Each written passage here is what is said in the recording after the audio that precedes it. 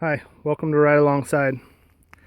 Well, today I'm at a place in San Diego County that is pretty awesome. This is known as the Tunnel 4 Trail that leads to the Eucalyptus Grove up top at the Del Mar Mesa Preserve, and it is in kind of the middle of the western part of San Diego County, and it's pretty cool. We've got some little creeks and these kind of scrub oaks that pretty tall, maybe 20 feet tall or so. But anyway, we've got these kind of tunnel trails through here. So just thought I'd show you guys a little bit of our riding here in San Diego. And if you guys are in San Diego, drop me a line. I love to meet new riders and get your opinions of different bike setups and why you choose what you do. And it's kind of one of the most interesting things is how we ride, I guess is what you could say. And for riding these types of trails, most all the guys you'll see on these tunnel trails and the Deer Creek trails, the Penasquitos trails even, are guys on full suspension trail bikes, I guess, and some cross country, some more all mountain, but mostly guys are on trail bikes. There's a lot of Specialized, Trek, Turners, Ellsworths. Intense is huge here as well. A lot of the Southern California full suspension bike brands. There's a lot of great trail bikes from all those companies. Pivot's another one. Brings me to the tip of the week for this week. And I've had quite a few people ask me about my kind of daily driver, if you will, my Salsa El Mariachi with the Fargo fork on the front. I've been running this rig since 2011. Not this particular frame. I had another frame before this, but the same fork. So yeah, for about 5 years now, I guess 4.5, more or less. I've been running that fork and an El Mariachi size medium frame. Always rigid. Most of the time it had a 2.4 inch tire on the front. Then in April I switched over to the 29 plus Bontrager Chupacabra 29 by 3 inch wide tire. And I've been running a lot of different tires in the back. Most often it's been the 2.4, 2.35, various tires. The Maxxis Ardent, which I had on the front before, was on the back for most of that time, I guess. But my tip of the week for you guys this week is to try different things with your selection of gear. I've tried a lot of different things on this bike, and kind of one of the newer things I'm trying out is this Brooks Team Pro saddle. And a lot of guys wonder, why in the world am I running this? Well, because I haven't yet.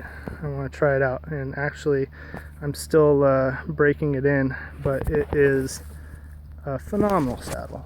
I'm already finding it to be very comfortable, and I've probably got maybe 100 miles on this saddle, and they say it usually takes a minimum of 200 miles, sometimes more, like thousands of miles to break them in. But it's felt good pretty much from the get-go. Getting the angle is really important, but this video is not about the Brooks saddle. It's about trying different things, and you'll see on my bike I have a whole bunch of different stuff on it that I may not want to have on it all the time. I may change it up. I may try different things, just depending on what I'm doing.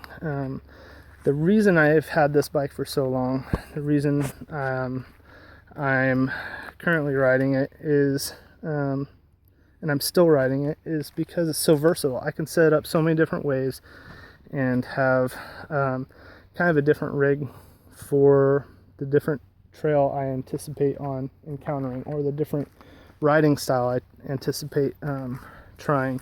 So the El Mariachi is very versatile. I can't make it rear suspension, obviously. I can put a suspension fork on the front, of course, but I haven't ever run suspension on this bike at all.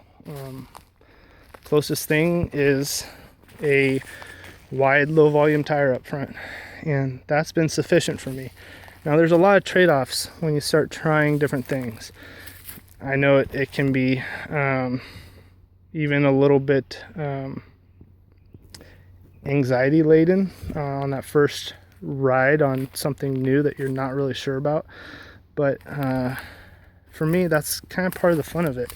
I don't have to buy a new rig to completely have a different feeling on this bike or to have a different experience.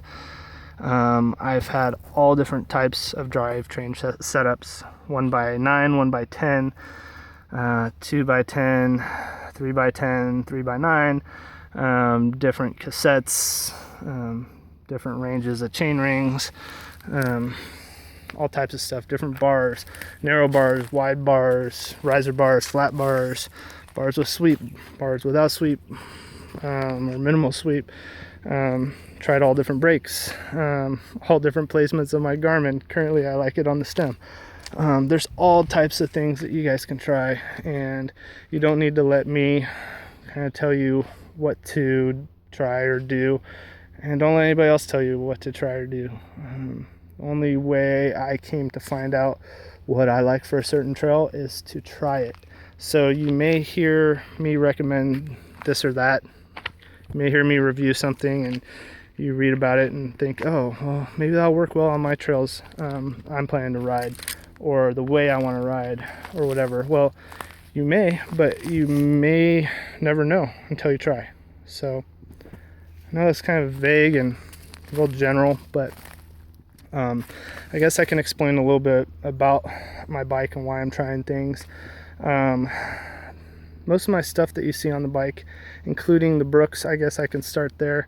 The Brooks saddle, they're supposed to last a long time. Some people say a lifetime. They've got this little spanner nut here that you can adjust the tension of the leather. So once it starts sagging a little bit, you can tension it up. So I really like it. It gives just enough to make it comfortable, and it's going to give more as I break it in more. So durability is usually what you see on my bike. I love to be able to put my bike away with just minutes left before I need to get to the next thing, and know that I can come back and it's ready for my next ride I plan to do. A lot of the stuff you see on my bike is there because that's what I intend to do with it. By not having suspension, I can ride and know that I never have to rebuild my fork. It's pretty nice. It may rust out one day, but it's probably not going to happen very soon. It's pretty much always ready to ride. I have strong wheels built up specifically for this bike because I want to know that my wheels are going to last. Yeah, they're getting dinged and whatnot, but they're holding air, and that's pretty good. I can replace the rims. The hubs are Hope hubs. They're pretty well known for their longevity and the ease of rebuild. Even the XT pedals, I got tired of rebuilding my Crank Brothers. Crank Brothers are great pedals. I've been running them for a decade. Never had a problem with them. Some guys say that they fall apart on them, but the XTs, I've heard even better stuff about those not falling apart and just being always ready to ride, which is something I really like. Same with my drivetrain. It's pretty much all XT. I've got a race face narrow wide chainring on there, but everything else is pretty much for durability's sake, except for the chain. The chain, I have to give it to KMC. They make a phenomenal chain. I love them. I've only had one that hasn't been all that durable. It broke on me a little bit sooner than I expected, just based on my experience.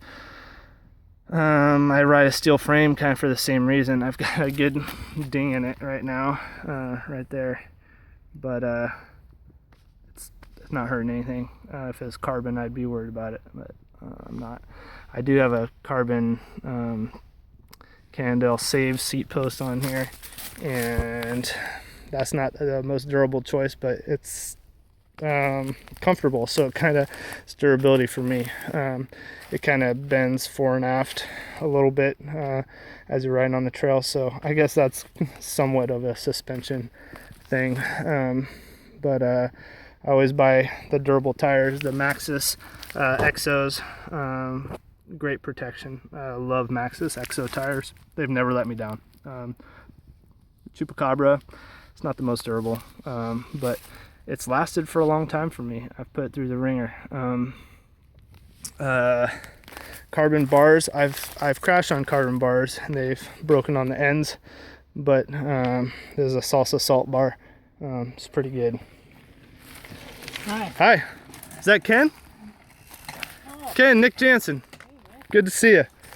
Just doing a short film about my bike. Oh yeah? Yeah. So that's my bike.